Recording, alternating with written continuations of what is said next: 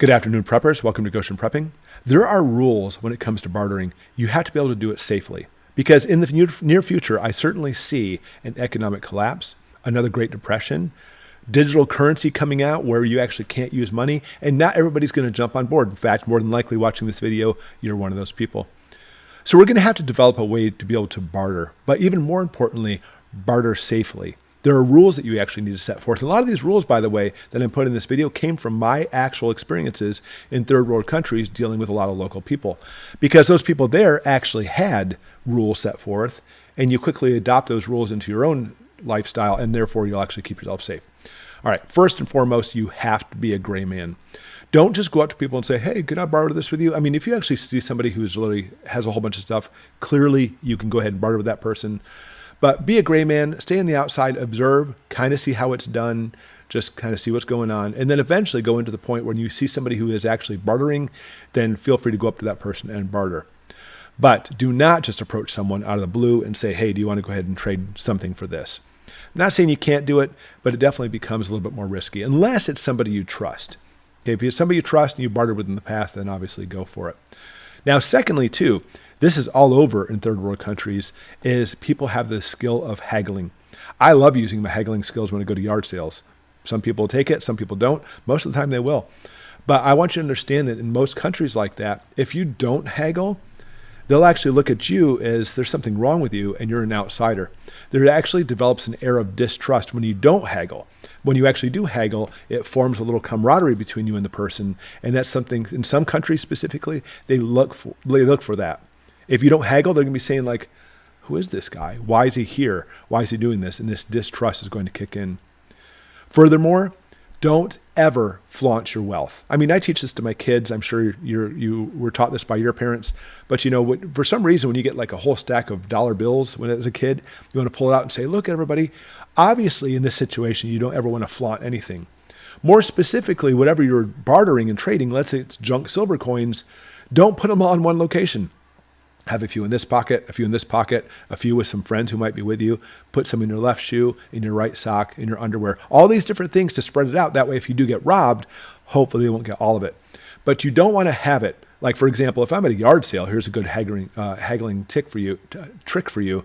If you're at a yard sale and you go up and say, hey, you see this nice little cast iron pot?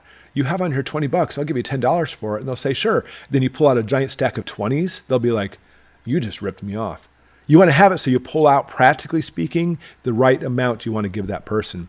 So you don't want to have like massive things of wealth, like gold coins, for example, which are worth a super duper lot of money, $2,000 in today's market. Imagine what it's going to be like at that point.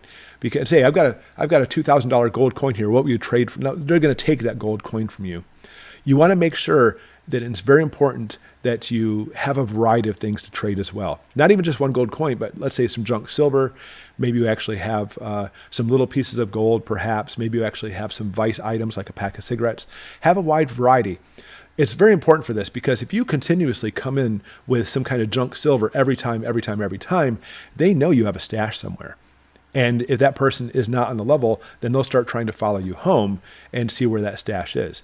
So on that note, you also want to make sure when you're going home, besides have a variety of items there, you want to make sure you're always not tailed. Take different routes. If you see somebody following you, take a different route, a different direction to see if they're going to follow you along. But if you are being followed, you need to get away from them and don't even consider going to your home while they're still following you because they are absolutely going that to find out where your stash is and they are going to rob you. Even more so when you're actually going to be bartering, try to find different locations. And I know it's easy for us to try to deal with the same people in the same location every time, but predictability in these situations is deadly. If you constantly not only take the same route, but end up in the same location every single time, you are predictable and you're actually waiting to fall into somebody's ambush. You definitely want to go different locations and also different routes going to those locations at the time. And even more so, just random paths, random times. Try to make your path as unpredictable as possible. And of course, don't tell anybody where you live, even if it's actually somebody who you think is your friend. Okay. Furthermore, let's get into more detail about this. You need to carry a weapon, but even more so, you need to carry a weapon that you're well trained with. You've drilled and practiced, because a weapon you haven't trained with isn't a weapon, it's now a liability. And because if you're not trained with it, they'll probably take it from you and use it on you.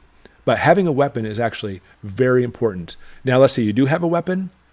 For somebody who just starts to carry a weapon, they actually do this thing called brandishing. Oh yeah, you better back off, buddy, because look what I got. People don't need to put that up in the air to actually be a threat. What that's doing is actually telling the other people that I have this, I don't know how to use it, but you better back off because I'm really scared right now. Don't ever brandish weapons. Don't ever make idle threats. You stand with authority and say, this is how it's going to be done, and do that without a weapon at all. If they bring a weapon out, it's always best to still go in the other direction and just simply consider the bartering terminated. You're going to go some other direction. I didn't want to deal with this. I'm sorry I offended you, etc. But don't ever brandish weapons. That is a novice trick that'll get you killed. Now, if possible, and this is always your best bet, you need to travel in packs. Have a few of you. But here's the intelligence part of it. You need to always have somebody in the shadows, somebody on the grassy knoll, somebody behind the trees they don't see. Now, it's always good if you have safety in numbers. There's a few over there who want to barter, but they'll actually size you guys up. Is this somebody who can take? But if you actually have somebody on the outside where you can flank their positions, that's always your best move. So whatever you can do, have a pack of people with you, but always have one or two in the shadows too, that they don't know that's with you. So that way, if things go down, they'll be able to flank them and they won't even see it coming. Those are always things that actually will help you out in your circumstance. Now, in reality, here's how it is. I always found, even in third world countries or war-torn countries and such, I found that people were always very happy to trade, very happy to finagle. And there was always those people in the crowd who would try to steal stuff. I've had people try to steal stuff from me before. And you'll find that most of the people doing the bartering will usually have your back.